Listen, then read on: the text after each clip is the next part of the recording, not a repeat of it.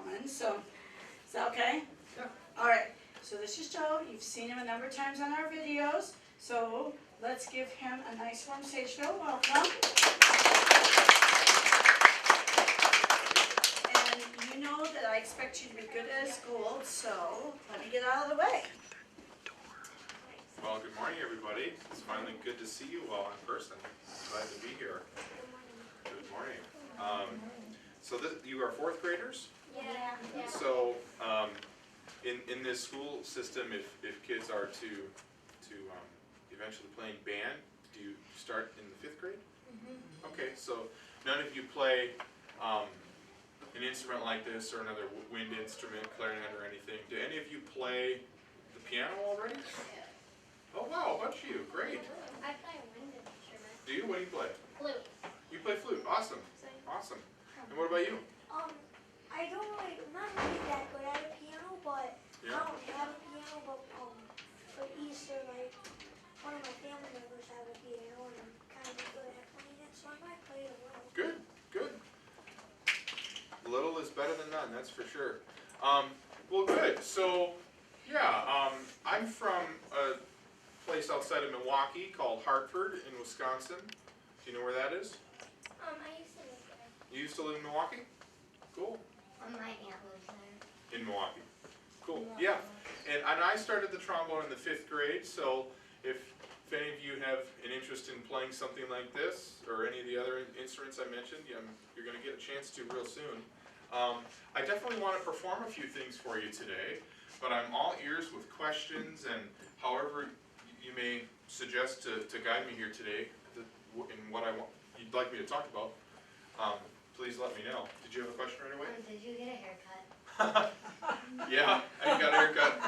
Yeah, let's see, I was just in Tucson, Arizona, playing with the Tucson Symphony this past week, and it was 90 degrees there already, pretty much every day, and yeah, pretty crazy. And so I decided to really cut my hair to stay cooler. Yes? Did you get new glasses? No, these are, maybe I didn't wear them in the video or something. But yeah, I'm only getting older, and my vision is getting slightly, worse as time goes on.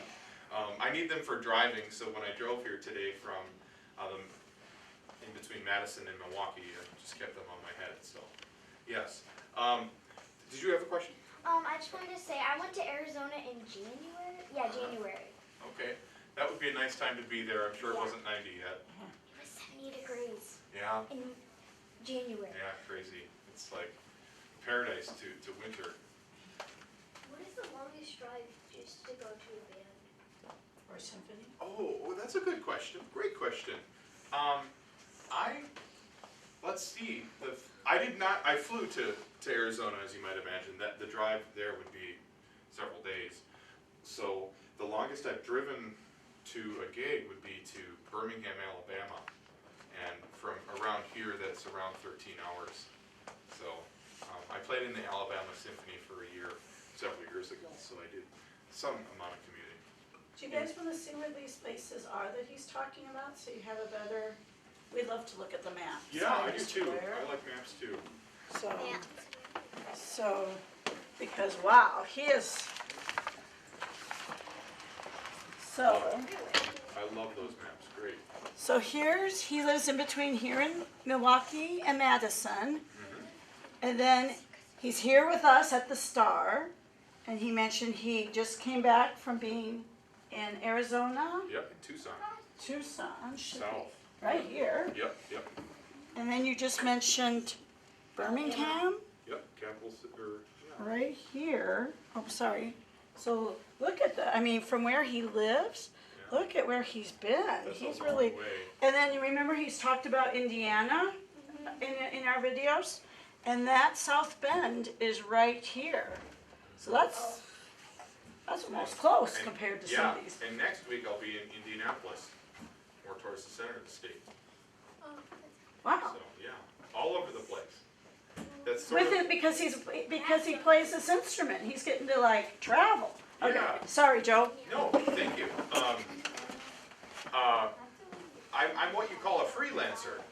I freelance. I take whatever performing opportunities come my way. People call or email me and ask me to join their orchestra typically, sometimes wind ensembles or small ensembles. Sometimes I'll play with a brass quintet, which is just 5 people. A brass quintet just has 1 trombone in it. It has 2 trumpets, a French horn, and a tuba, if you know what those instruments are. And I also have a brass trio in Wisconsin, and we're doing a miniature tour around Wisconsin this spring. So, yeah, just kind of all over the place. Yes? Since you were in Arizona, or not Arizona, but Alabama, it takes 3 more hours to get to Florida. Because Florida is 16 hours. To the Panhandle, probably, which is the purple of Florida directly south of Alabama, below Alabama. But then to get more to the main state, that would start adding even more hours.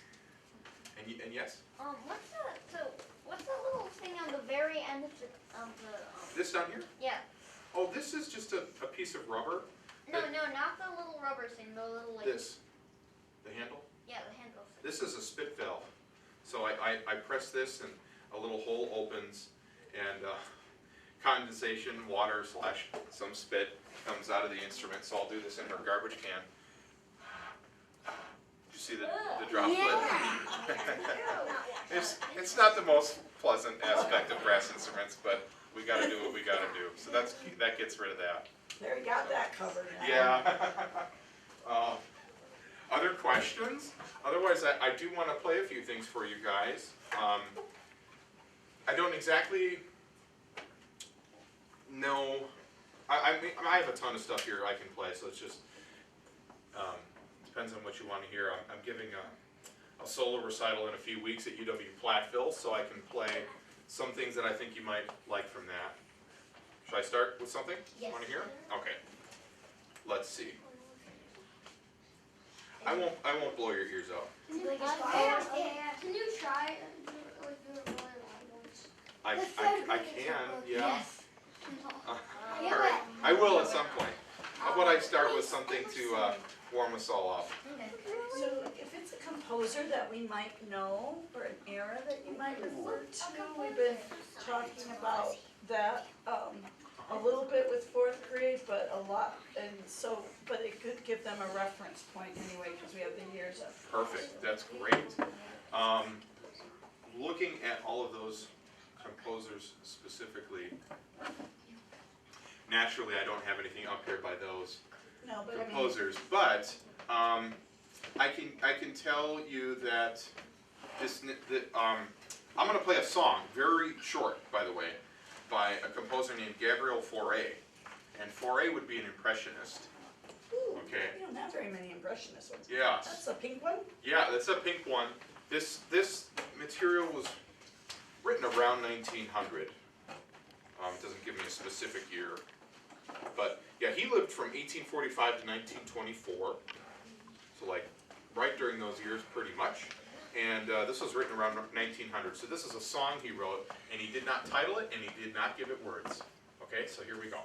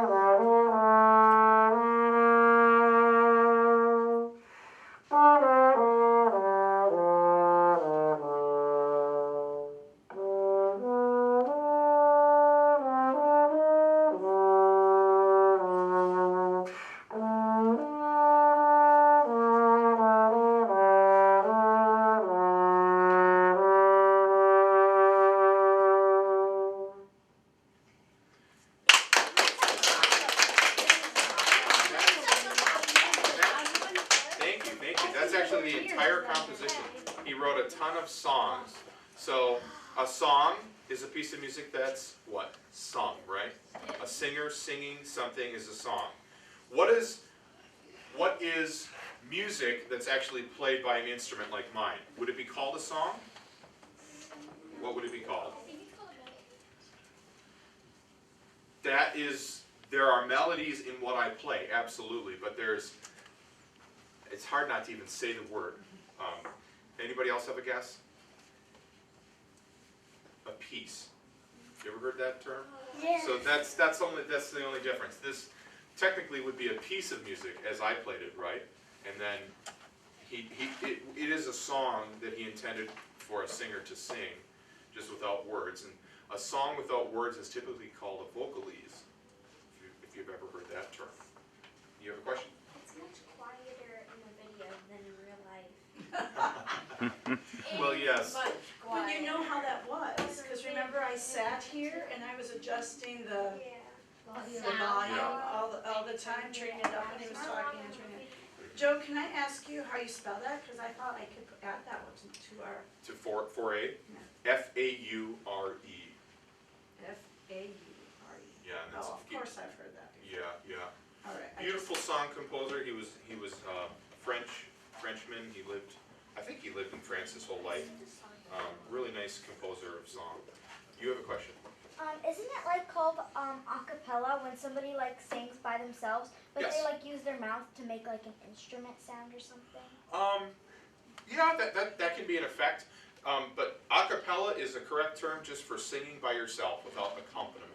Accompaniment would be like a piano. Like if I were to be singing with a pianist, the piano would be the accompaniment and I'd be the solo generally. So yes, a cappella is music that's sung by itself. And you? Can you play a Harry Potter theme? Please, I really like Harry Potter. So I think so. hopefully Joe's I gonna be think so. coming back. So if he can't do, if the things that, you ask for something and he's like not prepared, but maybe next time he comes, that would be something that maybe he could plan. I'm gonna give it a whack. I think a tune in my head is from Harry Potter right now. Let's see how this goes. I hope this is Harry Potter. You tell me, okay, if I'm right or wrong.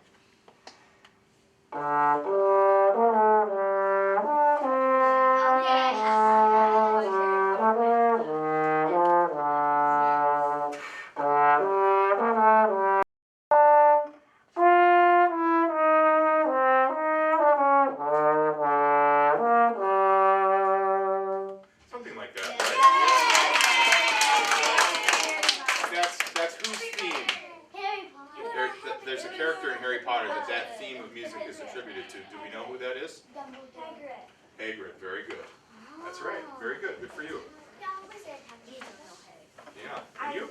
Do you know our song of the month? Oh, no, he doesn't know. No, I don't. But what is your song of the month? 1940 Clementine. Clementine, 1949. 1849. 1849, the Gold Rush. The Gold Rush. Awesome. So, 1849. cool.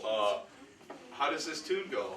Oh my darling, oh my darling, Oh, sure. oh my darling Clementine. Oh, sure.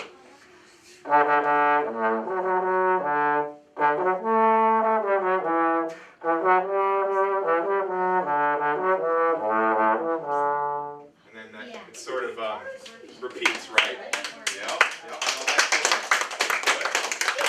I know that tune. What's that? You were about to cry. No, I wasn't. I'm just like amazed that you can just do that right off the top. You just hear a little tune and you can play it. Yeah, so playing, yeah, that's a big part of being a professional musician is to be able to hear music by ear and to play it. I've worked very, very hard on that for a long time.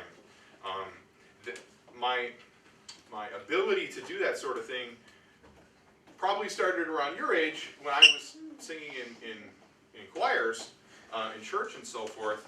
But in high school, when I sang in high school choirs, my teacher would always warm up in the key of A every day, okay? A certain key on the piano, right? And then I noticed whenever she deviated from that. So it turns out that sometimes she'd start in B flat or B or C, and after a while I began to notice when it wasn't A, and that's when I figured out I had a certain sense of what's called perfect pitch. Does anybody know what perfect pitch is? What is perfect pitch? It means you know what notes it is. Okay, very good. I'm gonna stick with you for a second. I hope I'm not gonna embarrass you too much, but can you please just sing a random note? Just make a sound and sustain it. Can you do that for me? Anything at all? Okay, is anybody willing to do what I just requested? Are you? Okay. Wait, so what am I gonna do? You just have to make a sound. Come on, Mason. With your voice. You have to sing a sound. You have to sing a note. Anybody willing to do that for me? Oh, Mrs. Cup. You say like, is that the word? Secret. Go ahead.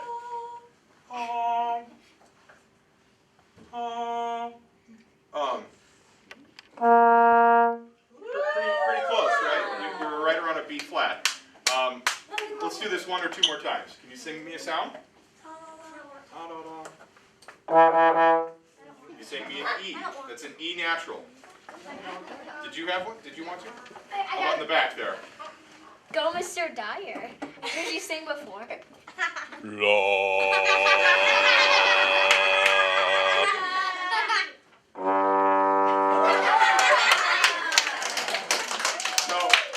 Mr. Dyer sang a flat G. He sang in Very between flat. a G. He sang a note that's in between a G natural and a G flat. And I guessed correctly because I put my slide in between those two notes. That was amazing. So anyway, so that I have a leg up on some people. Perfect pitch is not something that every musician has, so that helps me play by ear. So that was a good discussion, I think. Should I go ahead and play some more? Do you have any more questions before I go? Yes. You want me to play loud? Okay. Yeah. I'll point and shoot that way with my trombone so I don't offend any ears in the front row. But I can play. I'll play a tune that I played for you guys before on a video from Star Wars. You'll know this one right away, right?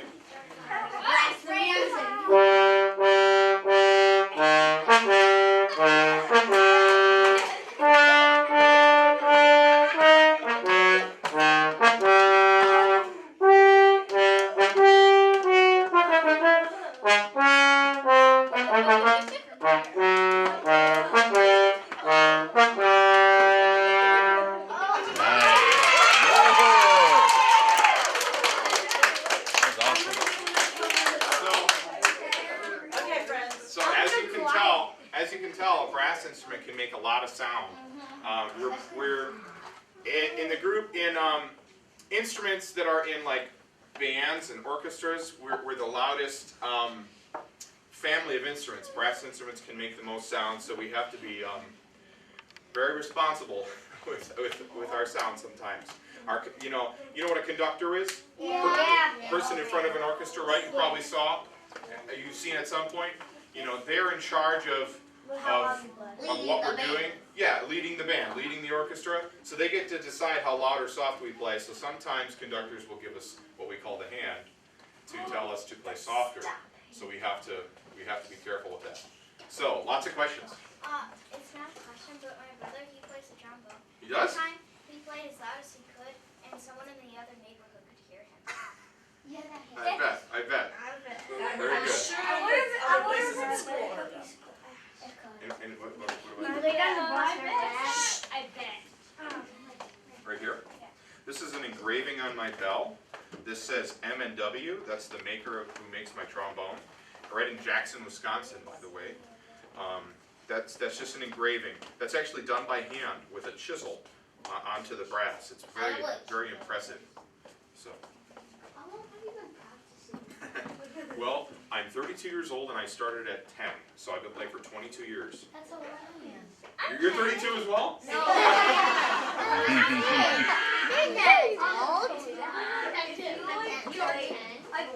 Play as long as you can, but if you could, would you be able to put your break a piece of glass? That's a good question. Probably. I can play significantly louder than I just played in Star Wars, but I won't do that now. I might be able to. That's an interesting thing. Like, it would have to be really, I'd really have to be cranking, but it's possible. It's possible. What are all of these weird things? So, Why does like a weapon? yeah, it's a good question. So this instrument is pitched in the key of B flat. My instrument, when my slide is all the way in, plays a B flat. And with this lever down, it plays an F. Fourth lower. So what that does, there's a valve in here that rotates, and it directs my airstream through this tubing instead of just going straight through the tubing this way, if that makes sense. So when I press my valve down, it makes my trombone longer. It makes the tube longer. Does that make sense? Yeah. So a longer tube equals a lower note. So the tube of the trombone is longer when I press the valve down. So I get a lower note, and then if I release it, my tube is shorter, playing an upper note. So what that does is that allows me to play all kinds of notes in first position. Makes it easier on my arm. So I can play those two notes in first position. Otherwise, that would have to be played like this. I have to go all the way out to what we call sixth position, way out here. Instead of, and there's just so many possibilities. I can actually play a scale with this valve without moving my slide in the upper register. And then, so I didn't move my slide at all, but without that valve, I'd have to be going like this.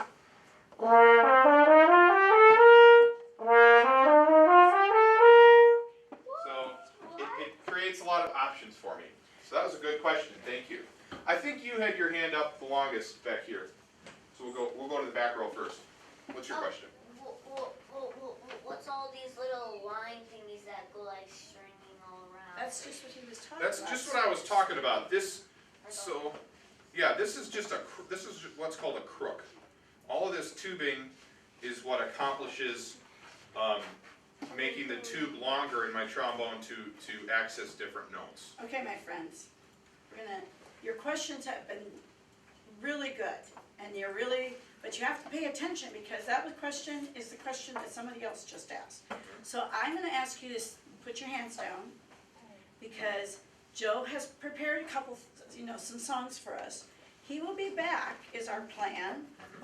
So if we don't get to all of your questions today, and we'll have more time for questions, but I just want to give him a chance to play some of the things he has prepared for you, okay? Sure. So, all Sounds right. good.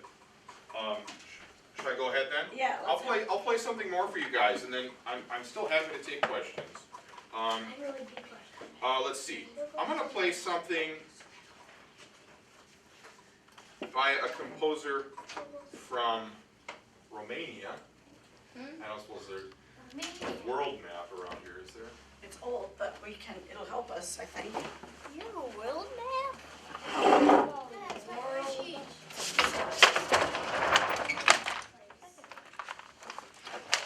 Oh, neat. Oh, that. So, Romania, isn't Romania? Eastern Europe, Here's Estonia, yeah, it's exactly. like right in here, isn't it? Somewhere Yes. in there? Oh, just to the south, in the green. South of your finger. There's Romania in the Oh, green. there we go. Yep. Okay, guys. So here's the United States, this big green, That's smaller than and it's way across the Atlantic Ocean over to here. Okay? Yep. Have a seat so that other people can see, and I'll point it out again. This is Romania right here. You guys see, because I know I'm kind of. All right. Perfect. Yeah. So this guy, his name was Hidash Frigis, and that's a decent pronunciation. An authentic Romanian one might be a little different. And this man lived 100 years ago, and he died in 2007.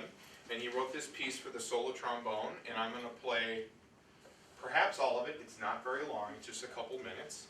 And this is for trombone unaccompanied, or as she said earlier, a cappella would be a decent descriptor. Okay, so this piece of music is intended to be performed just by myself, with no other musicians. Okay?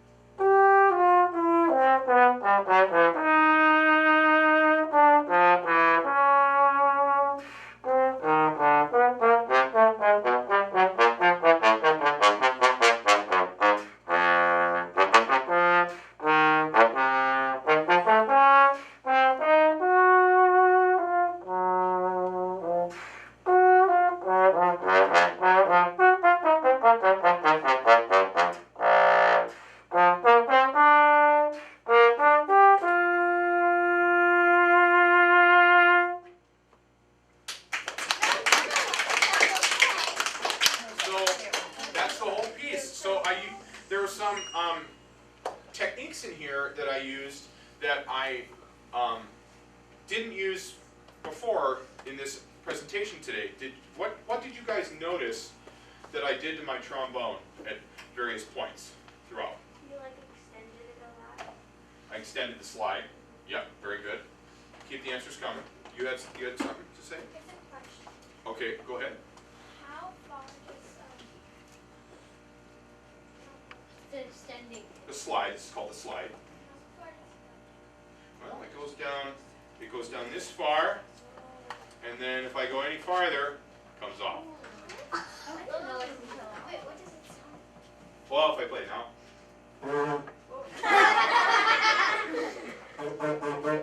That's all I get. That's a good question. You look good. Yeah, kazoo or something. Stop it. That's all there is to it. So yeah, it goes this far, and if I take my slide off any further, as you see, it comes off. So I have to be careful actually about that. We're the only instrument like this, that's for sure. I know this is an odd question, Yes. but I've always, when I was little, I saw people go do do do do. I think I know what you're talking about. Like this.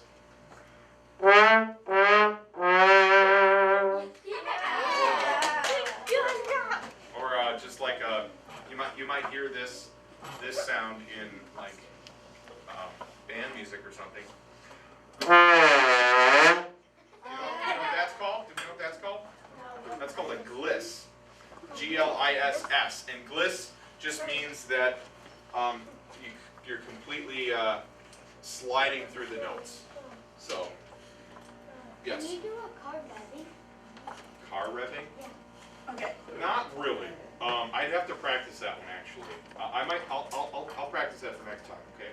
Okay, Joe had a question for you. I did. So, what techniques? What was I doing in the piece specifically? Can anybody answer that question specifically? You were like using the handle thing a lot more. Okay, good answer. And I don't have a question for that, but okay. can you play that in respect plays the piano like Okay, that's, I Maybe. actually, let's go back. The other thing, did any of you notice that he was moving his slide just a little bit That's it. often? That's what I want to talk about. So what she's pointing out is I wiggled my slide back and forth at times like this.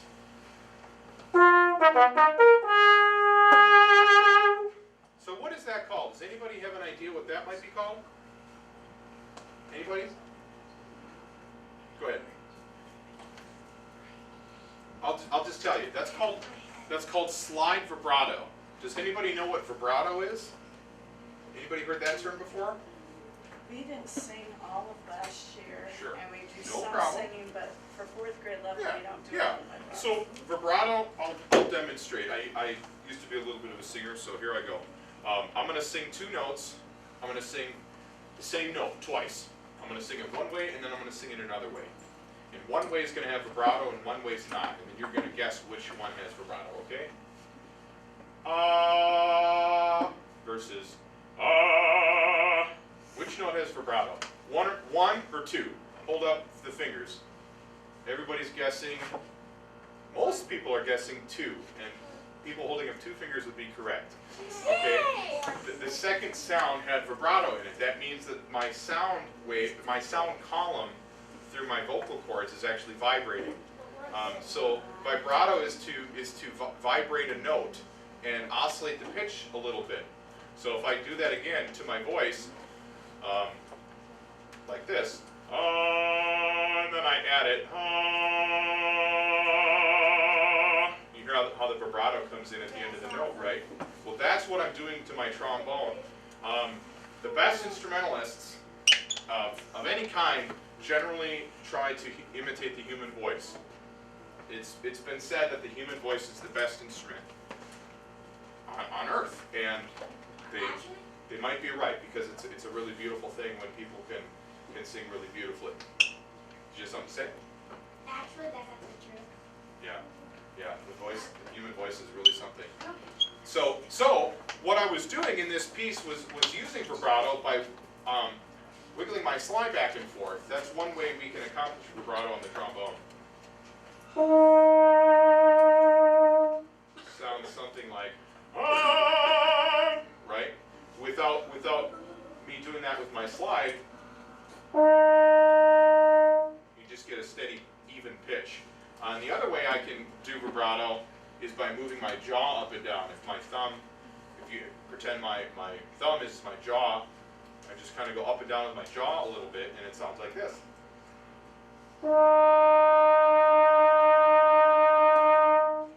So there's a couple ways to accomplish that, but all that is doing is trying to imitate singing.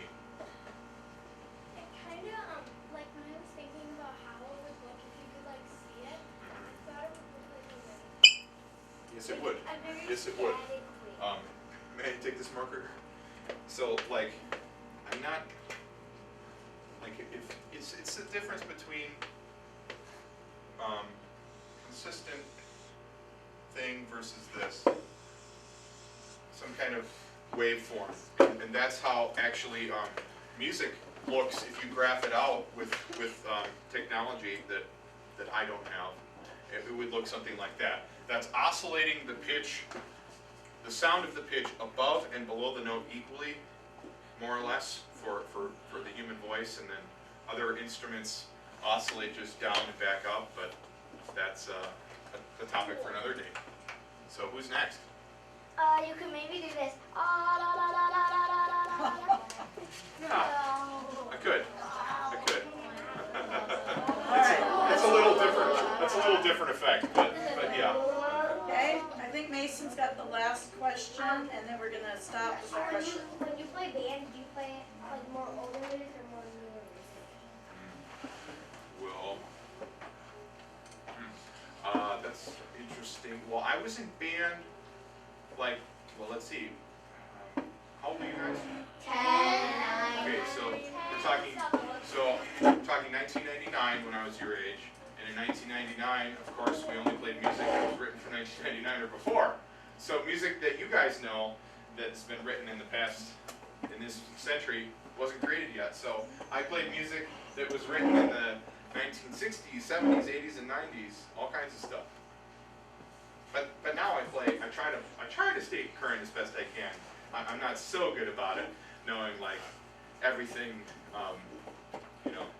kids your age are listening to, but I do my best. Any other questions? Okay, so Okay. we've got 3 minutes. I don't know if you have a song that you want to play to close out. Or, okay, so what they're asking Yeah. is I'm a pianist. Great. And what they're wondering is if we could, maybe next time you came, if we could make there be a way that I could play piano while you play trombone. Absolutely. Absolutely.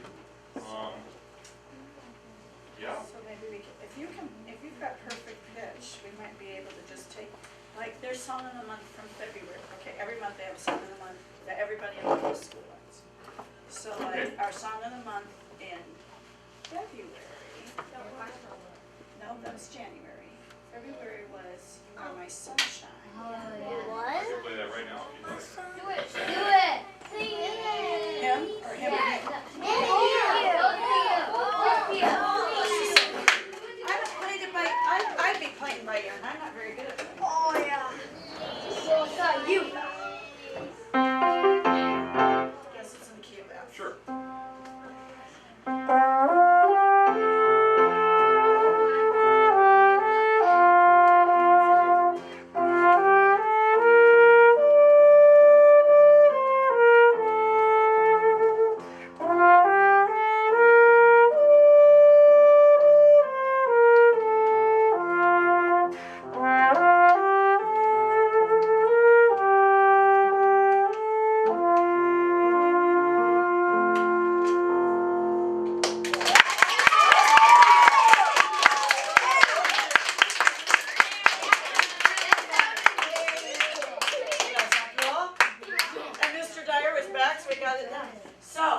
All right, my friends.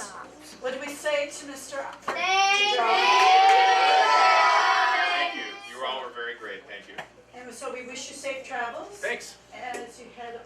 to your Yeah. next adventure. Yes, last, yes. And then last we will, thing. Last thing. we'll keep in contact. Indeed, I have some questions for you. Okay.